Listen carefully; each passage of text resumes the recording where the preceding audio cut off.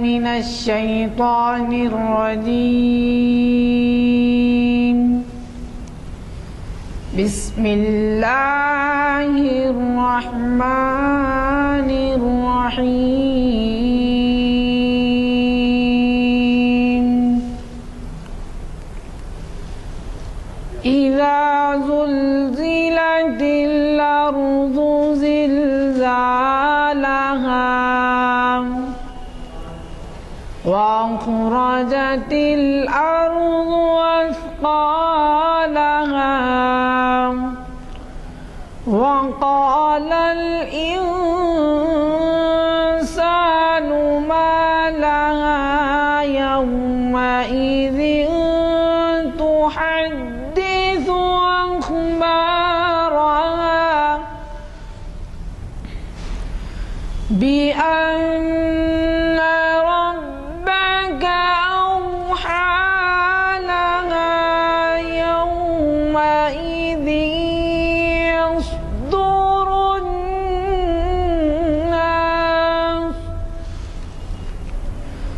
يصدر الناس أشتاتا ليروا أعمالهم فمن يعمل مثقال ذرة خيرا يره ومن مثقال ذرة شرا يره صدق اللہ العظیم۔ یہ دعا ہے تجھ سے میرے خدا، میری خاک اتنی اجال دے۔ یہ دعا ہے تجھ سے میرے خدا، میری خاک اتنی اجال دے کہ اگر انا کی رمق بھی ہو میرے جسم و جان سے نکال دے۔ کہ اگر انا کی رمق بھی ہو میرے جسم و جان سے نکال دے۔ میری بات کیا، میری ذات کیا، یہ نفس ہے کیا، یہ حیات کیا۔ میری بات کیا، میری ذات کیا، یہ نفس ہے کیا، یہ حیات کیا۔ یہ تو مشت خاک ہے جب تلک تیرا عکس اس پہ نہ ڈال دے۔ یہ تو مشت خاک ہے جب تلک تیرا عکس اس میں نہ ڈال دے۔ مجھے عز دے کے بڑا بنا، مجھے عز دے کے بڑا بنا، تیرا خوف دے کے کھڑا بنا۔ مجھے عز دے کے بڑا بنا، تیرا خوف دے کے کھڑا بنا۔ وہ فقیری مجھ کو بھی کر عطا کہ زمانہ جس کی مثال دے۔ وہ فقیری مجھ کو بھی کر عطا کہ زمانہ جس کی مثال دے۔ میں تو ایک بندے پرخطا، میری لغزشوں کا شمار کیا۔ میں تو ایک بندے پرخطا، میری لغزشوں کا شمار کیا۔ میں تو گر رہا ہوں جگہ جگہ، تو اٹھا اٹھا کے سنبھال دے۔ میں تو گر رہا ہوں جگہ جگہ، تو اٹھا اٹھا کے سنبھال دے۔ تیرا ذکر میرا لباس ہو، تیرا ذکر میرا لباس ہو، تو ہمیشہ میرے ہی پاس ہو۔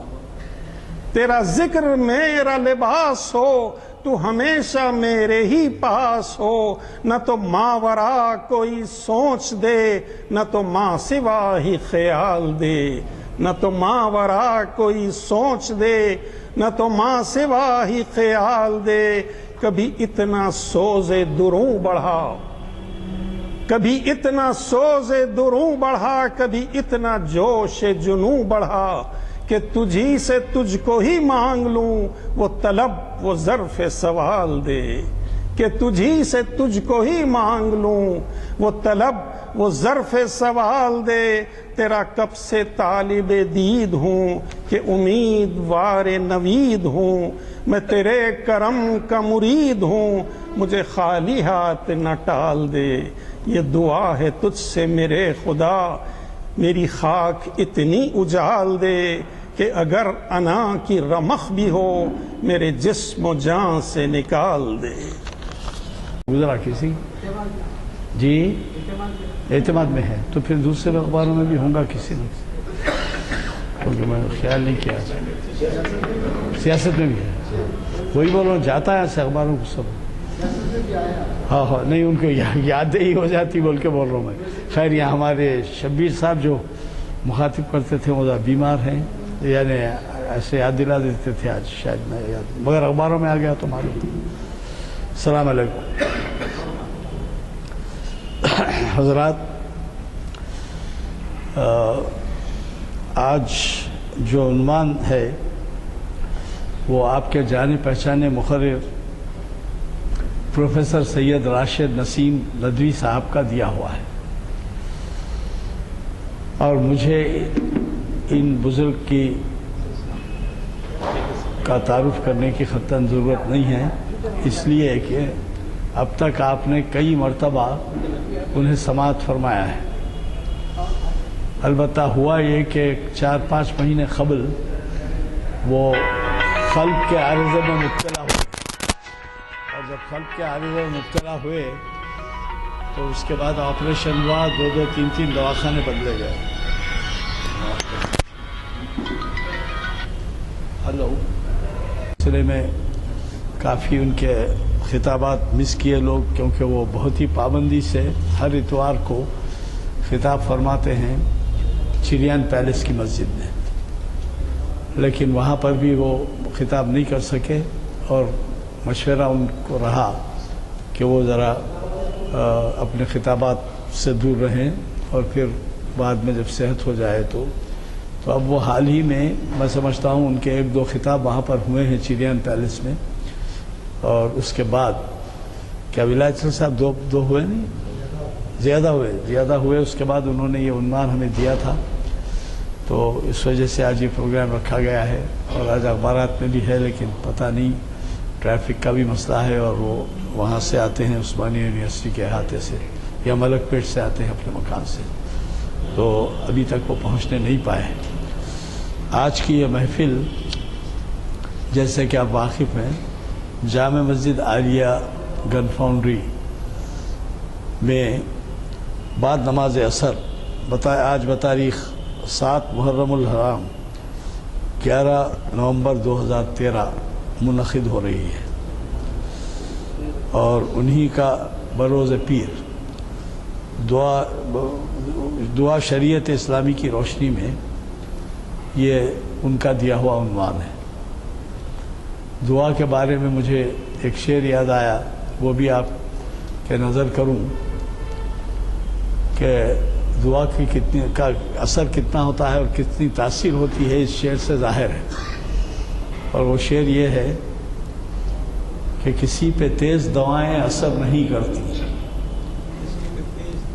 किसी पे तेज़ दवाएं असर नहीं करती, किसी का सिर्फ दुआओं पे काम चलता है।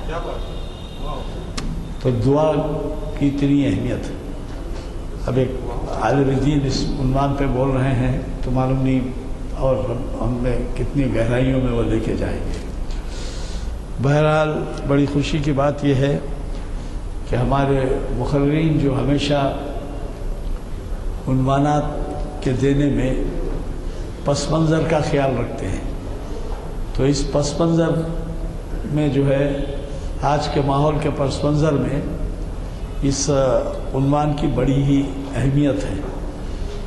मुझे कभी तवक्को है कि वो किसी तरह यहाँ पहुँच जाएंगे, इसलिए कि उनका कोई आ गए। बोलना भैया, आप इत्तला नहीं देते आप। हाँ, ये अभी इत्तला मिली है कि वो आ गए हैं, शायद नमाज में मसरूफ़ होंगे।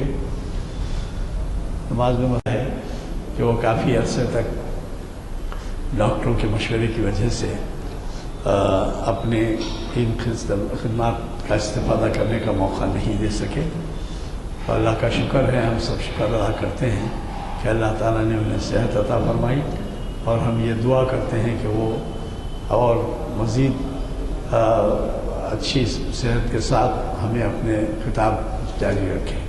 आपको याद होगा कि वो कम से कम महीने में एक मरतबा हमें यहाँ पर एक उन्वान से मुखातिब करते हैं। तो ये सिलसिला तकरीबन 4 महीने से बंद था, 4 या 5 महीने हो गए, 4-5 مہینے سے بند تھا، اور ہم سب کو بڑی خوشی ہے اور ہم ان کا استقبال کرتے ہیں، اور ان کے دیے ہوئے عنوان کی ابھی تشریح کی گئی ہے، وہ آپ دیر سے تشریف لائے بعض حضرات، وہ شعر پھر دوہرا دیتا ہوں کیونکہ وہ بہت ہی عنوان سے متعلق ہے، اور وہ شعر یوں ہے کہ کسی پہ تیز دوائیں اثر نہیں کرتی، کسی پہ تیز دوائیں اثر نہیں کرتی، کسی کا صرف دعاؤں پہ کام چلتا ہے۔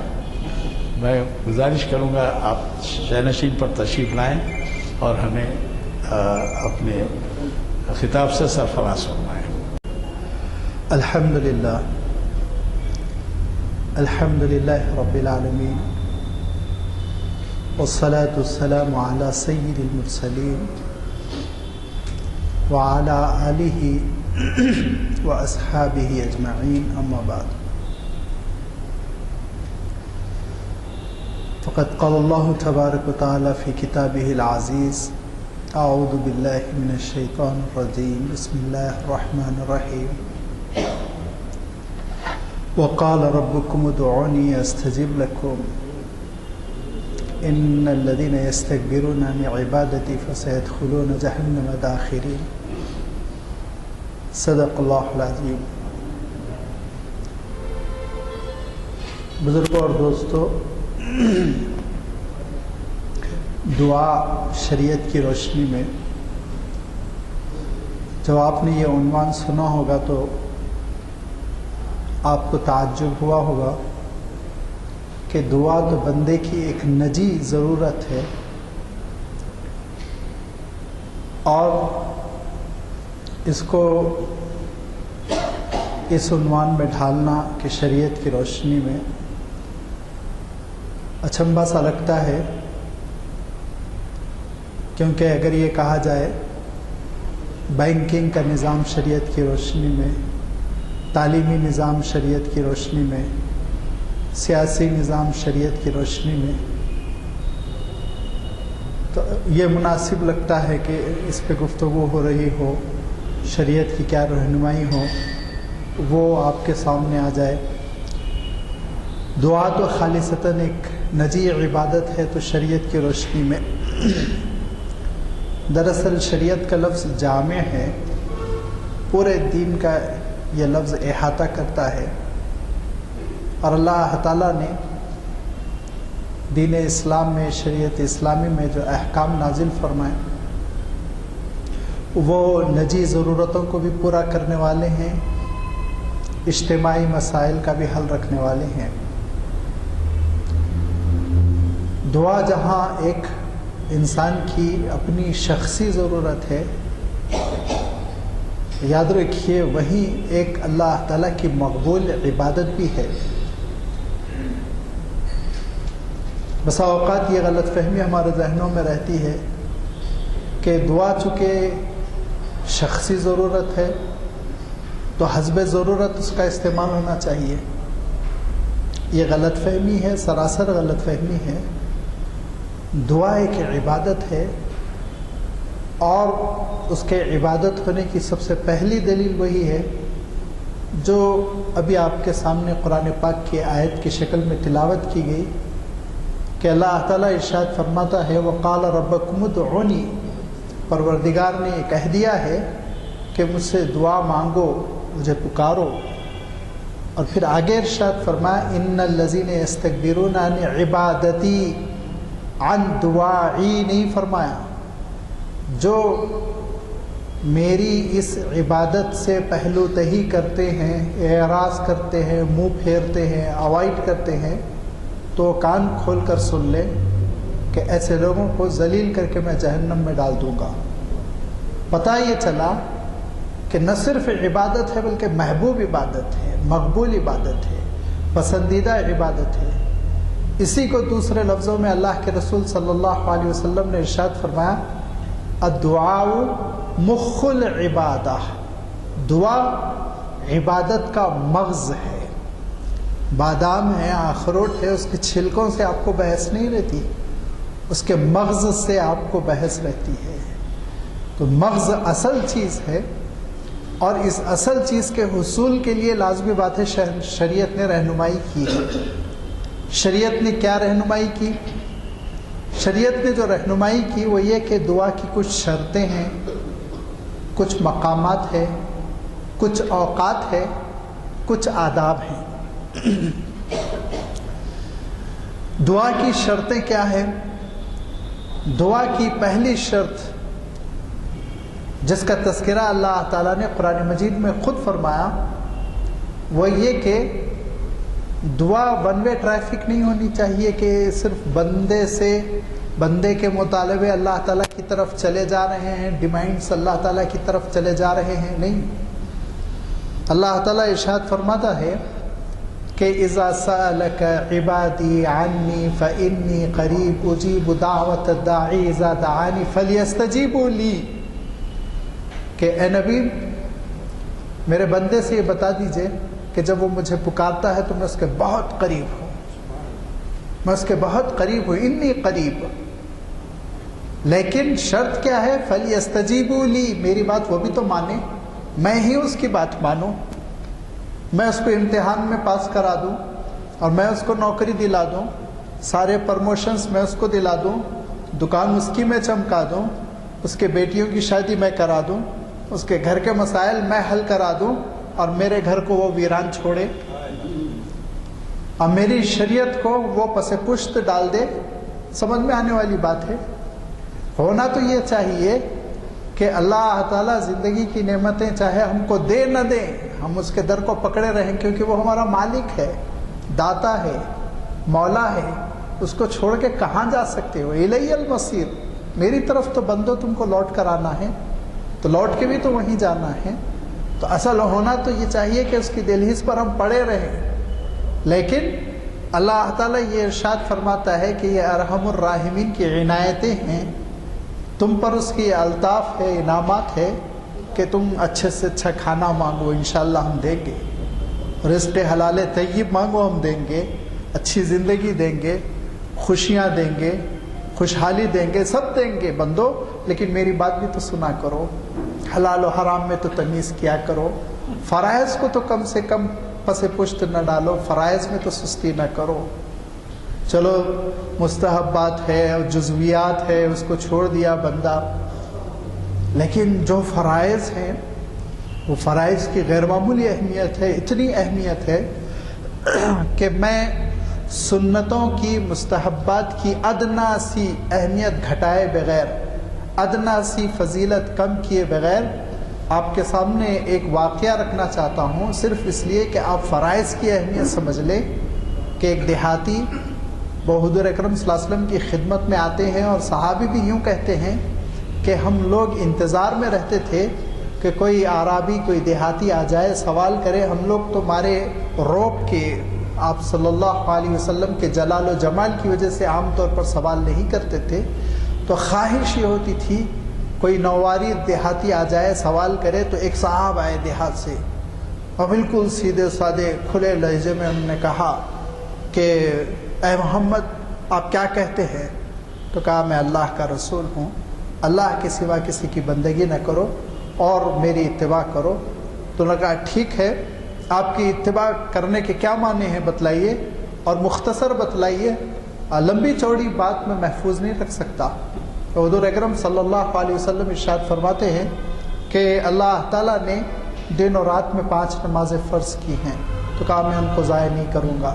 کہا اور مال ایک مقدار میں پہنچ جائے تو اللہ تعالیٰ نے اس مال پر زکوٰۃ فرض کی جو تمہارے غریبوں میں تقسیم کر دی جائے گی۔ تو انہوں نے کہا میں اس کا اہتمام کیا کروں گا۔ کہا اور صحت مند رمضان کو پالے تو سال میں ایک بار ماہ رمضان کے روزے اس پہ فرض ہے۔ کہا میں اس کا اہتمام کروں گا۔ کہا اور اگر شرطوں کی تکمیل ہو جائے تو زندگی میں ایک بار حج فرض ہے۔ کہا کہ اس کا بھی میں خیال رکھوں گا۔ فرمایا بس اتنا ہی ہے۔ تو وہ دیہاتی صاحب یہ کہتے ہیں کہ خدا کی قسم نہ اس میں اضافہ کروں گا نہ اس میں کمی کروں گا، اتنا ہی کروں گا، جا رہا ہوں اپنے گاؤں کو۔ اٹھ گئے اور چلے گئے۔ جب چلے گئے تو حضور اکرم صلی اللہ علیہ وسلم فرماتے ہیں تم میں سے اگر کسی کو خواہش ہے جنتی کو دیکھنا تو اس کو دیکھ لو۔ اس کو دیکھ لو، اگر فرائض ہی کے اوپر پوری پابندی کر لے تو تھانوی رحمۃ اللہ علیہ ایک جگہ لکھتے ہیں وہ اللہ کا ولی ہے۔ فرائض ہی میں اتنی ہم کوتاہیاں کر دیتے ہیں، بعد میں مستحبات اور سنتوں کا مسئلہ آئے گا۔ تو یہ جو فرائض ہے وہ فرائض کی اپنی اہمیت ہے، کم سے کم فرائض کی تکمیل تو ہونی چاہیے۔ فرائض کی تکمیل کے بعد دعا ہو، اس کے بعد پھر انشاءاللہ قبولیت ہوگی۔ اسی لیے حضور اکرم صلی اللہ علیہ وسلم ارشاد فرماتے ہیں، جس کا میں تذکرہ اوقات میں کرنا چاہتا ہوں، کہ ہر فرض نماز کے بعد دعا قبول ہوتی ہے۔ فریضہ ادا کیا تم نے، اب لازمی بات ہے اللہ تعالیٰ انشاءاللہ تمہارے مطالبات قبول کرے گا۔ تو معلوم یہ ہوا کہ پہلی شرط یہ ہے کہ اللہ کا حکم مانا جائے۔ اللہ کے احکام تو پس پشت ڈال دیے گئے اور دعا کی جا رہی ہے۔ اس کے بعد یہ کہا جا رہا ہماری دعا تو قبول ہی نہیں ہوتی، کیا ہے پتہ نہیں، اللہ میاں کی بھی مرضی سمجھ میں نہیں آتا، ہمارے ساتھ ہی مسائل ہے۔ جناب آپ کے سلسلے میں، ایسے کہنے والوں کے سلسلے میں اللہ کے رسول صلی اللہ علیہ وسلم نے فرمایا کہ بندہ مارا جاتا ہے عجلت کر کے، جلدی کرتا ہے بندہ۔ فرمایا حضرت ابراہیم علیہ السلام نے دعا کی، کہاں دعا کی؟ مقامات میں بھی تذکرہ آنے والا ہے، سرزمین حرم پر کعبۃ اللہ کے زیر سایہ کھڑے ہو کر، اور آمین کس نے کہا؟ ذبیح اللہ حضرت اسماعیل نے، اور خلیل اللہ ابراہیم دعا کر رہے ہیں حرم کے سائے میں، حضرت اسماعیل علیہ السلام آمین کہہ رہے ہیں۔ اس دعا کی فضیلت کا آپ اندازہ لگائیے، لیکن معلوم ہے یہ دعا کتنے سالوں کے بعد قبول ہوئی؟ یہ دعا قبول ہوئی 4000 سال کے بعد۔ اللہ کے رسول صلی اللہ علیہ وسلم نے دعا کی، ربنا وابعث فیہم رسولا منہم، اے اللہ یہاں ایک رسول کو بھیجیا۔ اور اللہ کے رسول حضرت محمد صلی اللہ علیہ وسلم کب آئے؟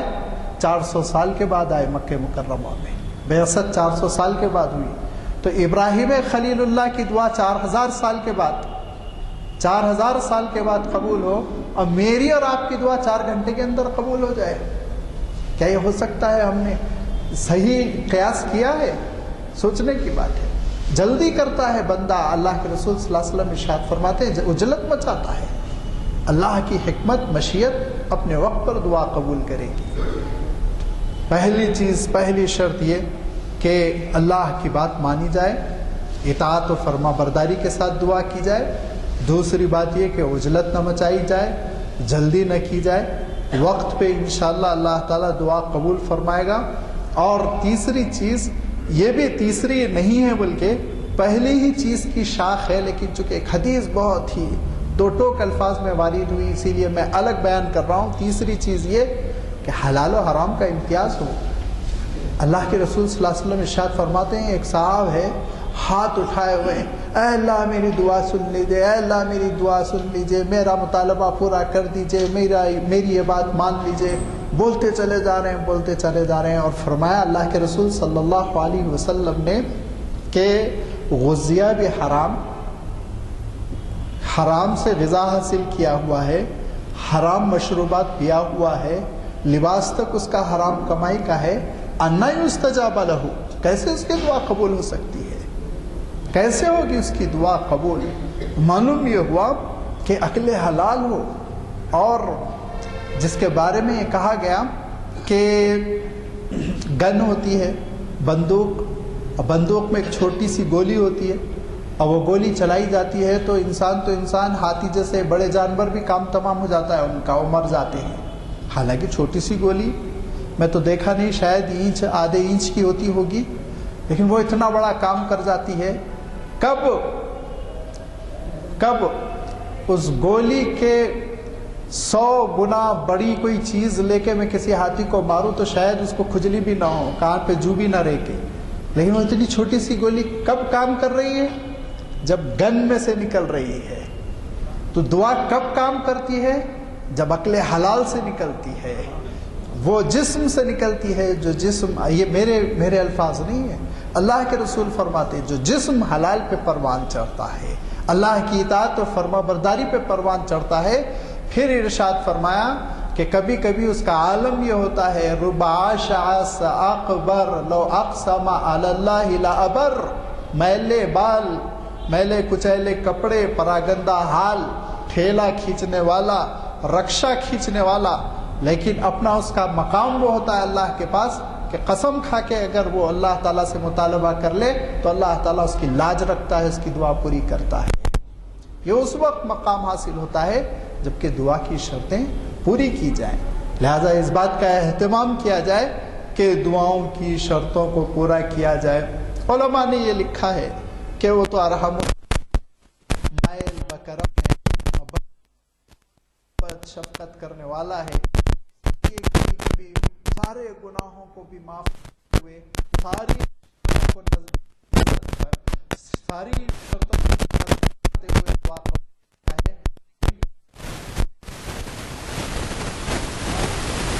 کر لو، کچھ صدقہ دے دو۔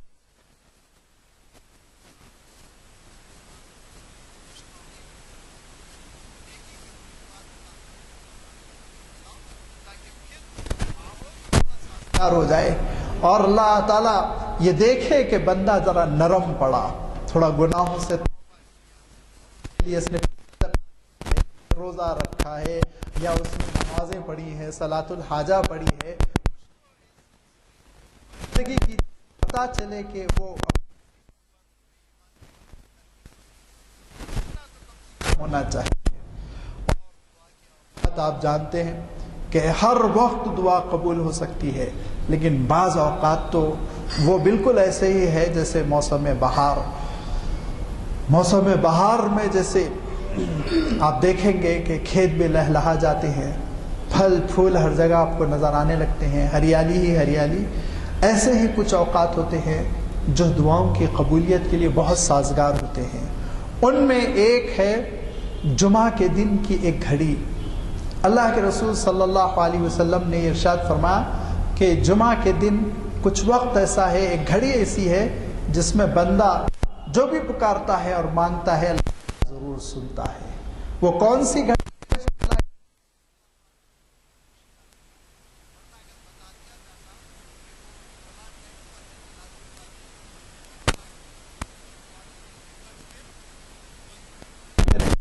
اسی لیے لیکن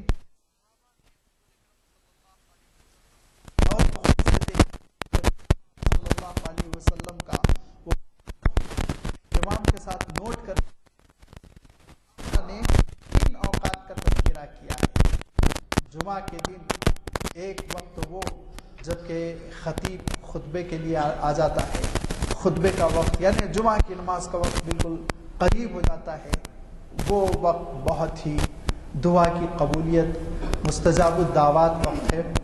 اور دوسرے وقت کے سلسلے میں صحابہ یہ کہتے ہیں کہ عصر سے لے کے مغرب تک، اور تیسرا وقت خاص طور پہ حضرت ابو ہریرہ رضی اللہ تعالیٰ عنہ کہتے ہیں کہ مجھے ایسے قرائن ملے ہیں کہ جب جمعہ کا سورج ڈوبنے لگتا ہے، جمعہ کا اب جیسے آج دوشنبے کا سورج ڈوبنے والا ہے، کچھ دیر بعد غروب ہو جائے گا، تو کہا غروب کا جب وقت ہو، اب سنیچر کی رات جو شروع ہو جائے گی، ہفتے کی رات، وہ وقت بڑی قبولیت کا ہے، اس وقت دعاؤں کا اہتمام کیا جائے۔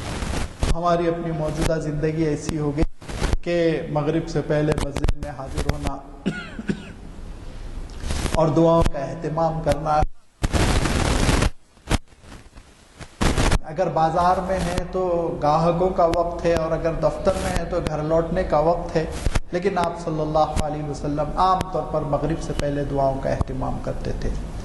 دوسری مقبولیت کی گھڑی وہ وقت سحر ہے، جس کے بارے میں قرآن پاک میں بار بار اللہ تعالیٰ نے تذکرہ فرمایا، والمستغفرین بالاسحار وبالاسحار هم یہجعون وغیرہ کے الفاظ مختلف انداز میں قرآن مجید میں آئے۔ وقت سحر سے مراد یہ کہ صبح ہونے سے پہلے پہلے، فجر کا وقت شروع ہونے سے پہلے پہلے جو وقت ہے وہ بھی بڑی قبولیت کا وقت ہے، اس میں بھی دعائیں قبول ہوتی ہیں۔ اور تیسرا جو وقت ہے وہ عیدین کی رات ہے، عید الفطر کی رات اور عید الاضحیٰ کی رات، یہ دونوں راتوں کو بھی کہا گیا کہ دعاؤں کی قبولیت کی رات ہے۔ اور چوتھی چیز جو بتائی گئی کہ دعاؤں کی قبولیت روزے دار کی بھی بہت ہوتی ہے، بالخصوص روزے دار جب کہ افطار کرنے کا وقت قریب ہو جاتا ہے تو اس کی دعا، اور فرض روزے میں ماہ رمضان المبارک میں افطار کے وقت کی دعا تو بہت ہی مقبول ہوتی ہے، جو ہم لوگوں سے افطار پر جھپٹنے کی وجہ سے فوت ہو جایا کرتی ہے، وہ وقت دعا کا ہے، بہت اہتمام کرنا چاہیے۔ پانچویں چیز جس کے سلسلے میں عام طور پر ذہن نہیں جاتا بلکہ الٹا ہو جاتا ہے، اللہ تعالیٰ ایڈوکیٹ صاحب کو جزائے خیر دے، انہوں نے میری صحت یابی کی دعا کی، اللہ تعالیٰ سب کو صحت و عافیت کے ساتھ رکھے، لیکن آپ صلی اللہ علیہ وسلم ارشاد فرماتے ہیں مریض کی دعا بہت قبول ہوتی ہے، مریض سے دعا کا اہتمام کروانا چاہیے، اس سے کہنا چاہیے تم ہمارے لیے دعا کرو، مریض کی دعا قبول ہوتی ہے۔ اور پانچویں، مسافر کی دعا قبول ہونے کا امکان زیادہ ہوتا ہے، جو سفر میں ہو، یہاں تک کہ حضرت عمر رضی اللہ تعالیٰ عنہ سفر پر جانے لگے تو اللہ کے رسول صلی اللہ علیہ وسلم کی خدمت میں حاضر ہوئے اور اجازت لی کہ اللہ کے رسول سفر پر جا رہا ہوں، اجازت مرحمت فرمائیں، تو آپ صلی اللہ علیہ وسلم نے ارشاد فرمایا جاؤ جاؤ، اور یہ ارشاد فرمایا یا اخی لا تنسانا فی صالح دعواتک، کہ دیکھو میرے بھائی تم اچھی اچھی دعاؤں میں مجھے ضرور یاد رکھنا۔ حضرت عمر کہتے ہیں میری ساری زندگی کی نعمتیں مجھ سے لے لی جائے لیکن اللہ کے رسول نے یا اخی کا جو لفظ فرمایا میرے بھائی، وہ میرے نام اعمال میں رکھ دیا جائے، میرے لیے بس کافی ہے۔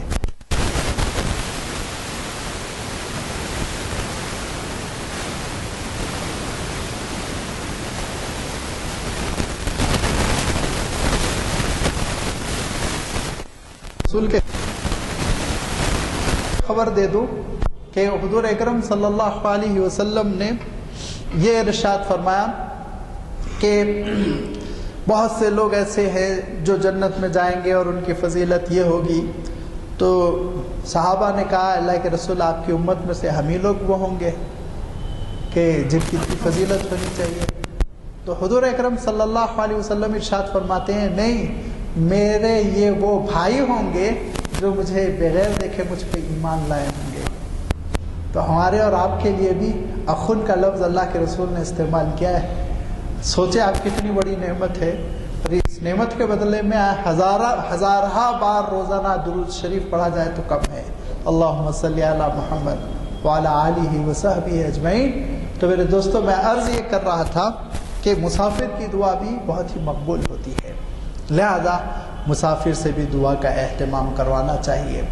اور ایسے ہی دعا کے مستحبات بہت سارے ہیں، ان کا احاطہ مشکل ہے، نماز کا وقت بھی قریب آ رہا ہے، اور آج عجیب و غریب بات یہ ہو گئی کہ یونیورسٹی میں بھی مجھ پہ کام کا بڑا ہجوم رہا، جس کی وجہ سے میں بہت تھک سا گیا، اسی لیے بات کو میں مختصر سمٹ لوں گا کہ مستحبات میں یہ کہا گیا ہے کہ وضو کا اہتمام کریں، ہمیشہ آپ دعا کر سکتے ہیں، اس میں کوئی شک نہیں، اٹھتے بیٹھتے پریشانی میں چلتے پھرتے اللہ تعالیٰ سے آپ مانگ سکتے ہیں، لیکن جب آپ اہتمام کر رہے ہوں تو اس بات کی کوشش کریں، یہ آداب میں سے ہے کہ وضو کر لیں۔ نمبر 2، مستحبات میں سے یہ کہا گیا ہے قبلہ رخ ہو کر دعا کریں، جس رخ پر آپ دعا کر سکتے ہیں، کوئی پریشانی آ گئی، مسئلہ آ گیا، آپ بیٹھے ہوئے ہیں، کسی رخ پر ہیں، سواری پر ہیں، کہیں جا رہے ہیں، آپ جس حالت میں ہیں آپ دعا تو کر سکتے ہیں، لیکن جب آپ اہتمام کر رہے ہوں دعا کا تو اس وقت قبلہ رخ ہو کر دعا کریں۔ اور مستحبات میں یہ کہا گیا کہ اللہ کے رسول صلی اللہ علیہ وسلم وقت دعا اپنے دونوں ہاتھوں کو اپنے سینے کے برابر رکھا کرتے تھے، لہذا اس کیفیت میں اپنے ہاتھوں کو اٹھایا جائے، کیونکہ اس میں بندگی ہے، اور اس میں مانگنے کی ادا ہے، اور یہ مانگنے کی ادا اللہ تعالیٰ کو پسند ہے، بندے کی بندگی اللہ تعالیٰ کو پسند ہے، اور وہ اللہ تعالیٰ کے سامنے نیاز مندی کا اظہار کرے، یہ اللہ تعالیٰ کو پسند ہے، اسی لیے نماز میں سجدے ہیں۔ تو یہ آپ صلی اللہ علیہ وسلم اس بات کا اہتمام کرتے تھے۔ اور یہ کہا گیا مستحبات دعا میں، تو ایک دم اچانک ایمرجنسی آ گئی، اے اللہ آپ مجھے اس پریشانی سے بچا لیں، آپ کہیں دعا کریں، انشاءاللہ مولا قبول کرے گا، لیکن جب آپ دعا کا اہتمام کر رہے ہوں تو پھر پہلے اللہ تعالیٰ کی حمد و ستائش اور پھر آپ صلی اللہ علیہ وسلم پر درود و سلام بھیجا جائے۔ ایک صاحب آئے اور انہوں نے زور سے کچھ دعا مانگی، تو حضور اکرم صلی اللہ علیہ وسلم نے کہا ان کو ٹوکا کہ صحیح طریقے سے تم نے دعا نہیں کی. تو انہوں نے کہا اے اللہ کے رسول آپ طریقہ بتلا دیجئے. تو اللہ کے رسول صلی اللہ علیہ وسلم نے ارشاد فرمایا پہلے تم اللہ تعالیٰ کی حمد و ستائش کرو، اس کی تعریف بیان کرو، اس کی تسبیح کرو، پھر مجھ پہ درود بھیجو، صلاۃ و سلام بھیجو، پھر اس کے بعد تم اپنی حاجت اللہ تعالیٰ کے دربار میں رکھو. دعا جب آپ اہتمام کے ساتھ کر رہے ہوں، ایمرجنسی کی دعاؤں کا تذکرہ میں نہیں کر رہا ہوں، لہذا اللہ تعالیٰ کی حمد و ستائش ہو اور آپ صلی اللہ علیہ وسلم پہ درود ہو، پھر اس کے بعد سے اپنی ضروریات ہو. اور یہ کہا گیا کہ اس بات کا اہتمام کیا جائے، مستحبات میں سے یہ ہے کہ خیر بھلائی اور اچھائی میں سب کو شامل کرنے کی کوشش کریں. ایک صاحب آئے کہنے لگے اے اللہ اللہم اغفر لی ولی محمد، اے اللہ میری اور محمد کی مغفرت فرما. تو حضور اکرم صلی اللہ علیہ وسلم نے کہا ارحم الراحمین کی رحمتوں کو محدود کر دیا تو نے، مختصر سا کر دیا سارے لوگوں کے لیے. حضرت ابراہیم علیہ السلام دعا کر رہے ہیں، دیکھیے ربنا اغفر لی ولوالدی وللمؤمنین، سارے مومنوں کو شامل کر لیا حضرت آدم علیہ السلام سے لے کے قیامت تک کے لیے. یوم یقوم الحساب، اللہ قیامت کے دن میری، میرے والدین کی اور سارے اہل ایمان کی آپ مغفرت فرما دیں. تو یہ کہا گیا ہے کہ دعا میں وسعتیں ہوں. جو چیز دعا کو ڈیمیج کرنے والی، نقصان دہ ہیں، وہ ان میں خاص طور پہ حضور اکرم صلی اللہ علیہ وسلم نے جن کا اشارہ کیا وہ یہ کہ صلہ رحمی کو ختم کرنے والی باتیں. بھائی کی دشمنی کے لیے دعا کر رہے ہیں اور دعا کر رہے ہیں میاں بیوی میں پھوٹ پڑ جائے، انتشار ہو جائے، طلاق ہو جائے وغیرہ وغیرہ. ایسی خونی رشتوں میں اور شرعی رشتوں میں دراڑ ڈالنے کی دعاؤں کو اللہ کے رسول صلی اللہ علیہ وسلم نہ صرف پسند نہیں فرماتے تھے بلکہ کہتے تھے کہ اس کا امکان ہے کہ اس کا سائیڈ ایفیکٹ یہ ہو کہ تم پر اس کا اثر ہو جائے، الٹے تمہارے حق میں ہو جائے وہ. لہذا بددعاؤں سے عام طور پہ اجتناب کرنا چاہیے. اور بددعاؤں میں بھی کبھی کبھی، یہاں ویسے خواتین نہیں ہے، خواتین محاورتاً بددعا دے دیتی ہیں خالی الذہن ہو کر، لیکن آپ صلی اللہ علیہ وسلم نے ٹوکا اور روکا اور یہ ارشاد فرمایا قبولیت کی گھڑی ہو اور قبول ہو جائے تو تم پچھتاتی رہ جاؤ گی. لہذا اس طرح کی کوئی بات ہرگز نہ کیا کرو. سواریوں کو بددعا دے دیتے ہیں. اب اس زمانے میں تو خیر گھوڑے تھے، اونٹ تھے، سوار ہو رہے ہیں، ذرا بدک گئے، مر جائے تجھ پہ لعنت ہو جائے، اس طرح کی یہ ساری چیزوں کو آپ صلی اللہ علیہ وسلم ناپسند فرماتے تھے اور اچھی دعاؤں کی تاکید اور تلقین فرماتے تھے. دعاؤں میں آپ اپنی ضروریات آپ اپنی لینگویج میں پیش کر سکتے ہیں، کوئی پرابلم نہیں ہے. اللہ تعالیٰ صرف نعوذ باللہ عربی جانتا ہے، دوسری زبان نہیں جانتا، لا حول ولا قوۃ الا باللہ، ایسا کوئی مسئلہ نہیں ہے. کبھی کبھی لوگ اس بات کی کوشش میں کہ عربی ہی میں دعا کریں، بہت غلط دعا کر جاتے ہیں، بہت غلط، بہت ہی بے معنی تو بے معنی غلط معنوں والی دعا. ایک عرب واقعہ سنا رہے تھے کہ ایک حاجی صاحب طواف کرتے ہوئے ایک دعا کر رہے تھے. یہ دعا کے الفاظ حدیث کے ہیں، لیکن الفاظ کیا ہیں؟ اللہم لا تدع لنا ذنبا الا غفرتا، آگے، لیکن مجھے بحث ذنبن سے ہے. اب آپ غور کریے، دیکھیے وہ صاحب عربک میڈیم میں دعا کرنا چاہ رہے تھے اور یہ کہہ رہے تھے کہ اللہم لا تدع لنا، ہونا کیا چاہیے؟ ذنبن، اور وہ صاحب کیا کہہ رہے تھے؟ ذنبن.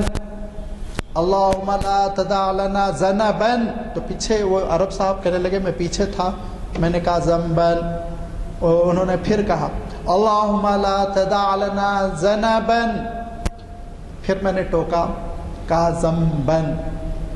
تیسری مرتبہ بھی اس نے کہا. تو دعا یوں ہے اللہم لا تدع لنا ذنبا الا غفرتہ. لیکن وہ عرب اس قدر چڑ گئے، وہ عالم تھے، اور میں جب سرکاری حج پہ گیا تھا اس وقت انہوں نے یہ واقعہ سنایا تھا، تو وہ ناراض ہو گئے کہ انہوں نے اس دعا کو یوں کمپلیٹ کیا کہ حاجی نے آدھی دعا یوں کی اللہم لا تدع لنا ذنبا، میں نے کہا الا قطعتا. ترجمہ کیا ہوا معلوم آپ کو؟ ترجمہ یہ ہوا اے اللہ میری دم کو آپ نہ چھوڑیے، وہ عرب بول دیا کاٹ کے چھوڑیے اللہ اس کی دم کو۔ ذنب دم کو کہتے ہیں، زم گناہ کو کہتے ہیں، ذنب کہیں گے دم اور زم گناہ۔ اب وہ عربی کے اس میں خود سنا کان سے اپنے، حیران رہ گیا۔ ایک صاحب سعی کرتے ہوئے صفا و مروہ کے درمیان دوڑتے ہوئے، یا تو وہ ہندوستانی تھے اور پاکستانی تھے، ڈریس کرتا پیجامہ تھا، زور زور سے آیت پڑھ رہے ہیں، لیکن اتنا ظلم کر رہے تھے، اللہ اکبر۔ میں چونکہ ادھر تھا، وہ چونکہ ادھر تھے، اس لیے میں ٹوک تو نہیں سکا۔ وہ کہہ رہے تھے کہ ان الصفا والمروۃ من شعائر اللہ فمن تطوع فلا جناح علیہ ان یطوف بہما، یہ ہے ان یطوف بہما۔ وہ کیا کہہ رہے تھے؟ ان یتوفا بہما، اللہ آپ ان کو وفات دے دیں تو کوئی حرج نہیں ہے، اللہ ان کو صفا و مروہ کو وفات دے دیجئے۔ صفا و مروہ کو یتوفا کے معنی وفات دینے کے، اور یطوفا کے معنی طواف کرنا، کوئی حرج نہیں کہ تم ان کے درمیان طواف کرو، یہ ہے قرآن۔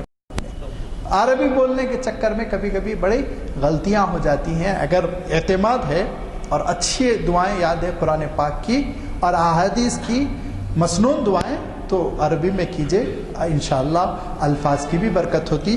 لیکن اگر یاد نہیں ہے تو پھر اردو میں، تیلگو میں، انگلش میں، ہندی میں، جس زبان میں چاہے آپ دعا کریں، انشاءاللہ اللہ تعالیٰ قبول فرمائے گا۔ اور اللہ تعالیٰ کا عالم یہ ہے کہ رسول پاک فرماتے ہیں میرے جوتے کی ڈوری بھی ٹوٹ جاتی ہے تو میں اپنے مولا سے مانگتا ہوں، میں نہیں شرماتا اپنے اللہ سے، وہ ہر ضرورت پوری کرنے پر قادر ہے۔ ہر ضرورت آپ مولا کے دربار میں پیش کر سکتے ہیں، مگر اس ایمان کے ساتھ، اس یقین کے ساتھ کہ ہر دعا کی قبولیت کا ایک وقت ہے، وقت آئے گا وہ ضرور قبول فرمائے گا، اعتماد کے ساتھ دعا کی جائے۔ اور جو ان الذین یستکبرون عن عبادتی، یہ سمجھتے ہیں کہ اللہ تعالیٰ نے مجھے جوبلی ہلز میں بنگلہ دے دیا اور باہر کی کار بھی ہے ماشاءاللہ، اور بچوں کو آسٹریلیا کی نیشنلٹی بھی مل چکی ہے، اب مجھے دعاؤں کی کیا ضرورت؟ تو وہ سن لے کہ حضرت یوسف علیہ الصلاۃ والتسلیم کو اللہ تعالیٰ نے اس وقت کی جو سب سے بڑی سپر پاور تھی مصر، وہ سلطنت عنایت فرما دی تھی، اور اس سلطنت کے ساتھ ساتھ اللہ تعالیٰ نے حضرت یوسف علیہ السلام کے ساتھ حسن کا یہ معاملہ کیا کہ ایک حدیث میں آتا ہے 99% جمال ان کو ملا تھا، 1% تم لوگوں کو ملا ہے، 99% حسن اور نسب کس قدر عالی کہ اللہ کے رسول فرماتے تھے کریم ابن کریم ابن کریم، یوسف ابن یعقوب ابن ابراہیم، کہ والد بھی نبی و رسول، دادا بھی نبی و رسول، اس سے بڑھ کے اور کیا مقام ہوگا۔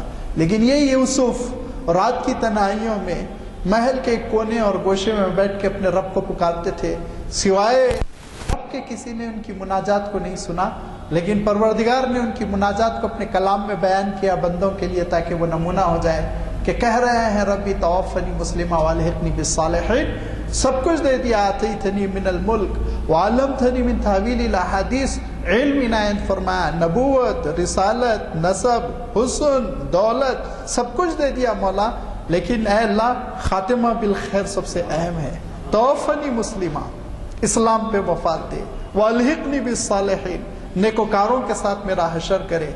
دعا سے کبھی کوئی بندہ بے نیاز نہیں ہو سکتا، ہمیشہ دعاؤں کا اہتمام ہو، ہمیشہ پروردگار کے دربار میں ہاتھ پھیلائیں، اپنی ضرورتیں پیش کریں، اس کی شرائط، اس کے آداب، اس کے مستحبات، اس کے اوقات وغیرہ وغیرہ ان کو بھی ذہن میں ملحوظ رکھتے ہوئے اللہ تعالیٰ ہم کو صحیح ترتیب کے ساتھ دعا کرنے کی توفیق عنایت فرمائے۔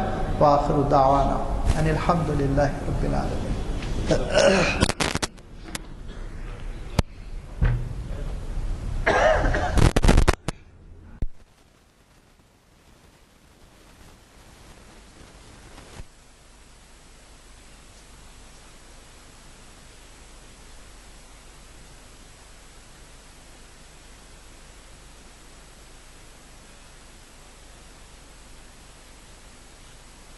لیکن ایک بات ایسی ہے جو مجھے مجبور کر رہی ہے کہ میں اس کا ذکر کروں۔ نماز کا وقت قریب ہے، صرف 1 منٹ یا 2 منٹ میں اپنا انتہا آپ کو بتا دوں گا۔ آج سے تقریباً 23 سال قبل مجھ پر ایک جان لیوا حملہ ہوا اور اس میں 2 شہید ہو گئے، اس مسجد کے مؤذن اور میرے دفتر کے منشی، اور میں اس طرح سے بچ گیا کہ مارنے والوں نے یہ سمجھا کہ یہ بھی ختم ہو گیا۔ اور جب دواخانہ لے گئے تو جو بھیڑ تھی، جب اطلاع عام ہوئی تو اس میں چونکہ موکلین میں، دوستوں میں اور ہمدردوں میں سردار جی سکھ لوگ بہت تھے، تو ایک صاحب نے بعد میں مجھے بتایا کہ لوگ یہ سمجھے کہ سکھ اتنے آئے ہیں تو کسی سکھ کا لیڈر کا ہلاک ہو رہا ہے، ہلاک ہو گیا ہے۔ خیر، ایک بات تو یہ رہی۔ دوسری بات یہ ہے کہ 15 دسمبر کو حملہ ہوا تھا، آج ہے نومبر کی 11، 1 مہینہ گزرنے کے بعد 23 سال مکمل ہوتے ہیں۔ میں اس کا ذکر اس لیے کہہ رہا ہوں کہ مولانا آخر الزمانے میں باہر تھے اور میرے ہاں سے ایک صاحب مجاہد نامی ان کے بہت شریک کار رہے ہیں، وہ صاحب مجھے دیکھ کے اپنے گھر گئے تو ٹیلی فون اٹھایا تو انہوں نے کہا کہ میں ہیوسٹن یا کوئی مقام امریکہ کا بتایا وہاں سے بول رہا ہوں، یزدانی صاحب کی کیفیت کیا ہے؟ تو انہوں نے کہا کہ ابھی میں مل کے آ رہا ہوں۔ ٹھیک ہے۔ یہاں تو خبر پھیل گئی کہ وہ گزر گئے ہیں، اور ہم یہ پن میں ہیں کہ کیا ان کی مغفرت کی دعا کی جائے یا صحت کی دعا کی جائے۔ یہ بات اس وقت بتایا مولانا جب آئے 15 دن کے بعد، تو ایئرپورٹ سے سیدھا میرے پاس آئے اور انہوں نے کہا کہ وہاں دعا ہوئی آپ کے لیے۔ تو میں صرف دعا کا تذکرہ ہے، اور آج بھی مجھے ایسے لوگ ملتے ہیں جو یہ کہتے ہیں کہ اچھا آپ ہی یزدانی صاحب ہیں جن کے ہمارے پاس 23 سال 24 سال 22 سال 15 سال پہلے دعا ہوئی تھی۔ تو دعا کا اثر جو ہے وہ بتانے کے لیے آپ سے دل میں مچل رہی تھی یہ بات کہ اللہ تعالیٰ نے دعاؤں سے سرفراز فرمایا اور وہ دعاؤں کو قبول کیا۔ تو ہمیشہ زندگی بھر میں اس کا مشکور رہوں گا، اور آپ ہم جو کچھ مولانا نے فرمایا ہے اس کے اوپر عمل پیرا ہونے کی کوشش کریں گے۔ اگر کوئی صاحب کوئی سوال کرنا چاہے تو کر سکتے ہیں، ورنہ محفل برخاست کی جاتی ہے۔ جی فرمائیے۔ اجتماعی دعا۔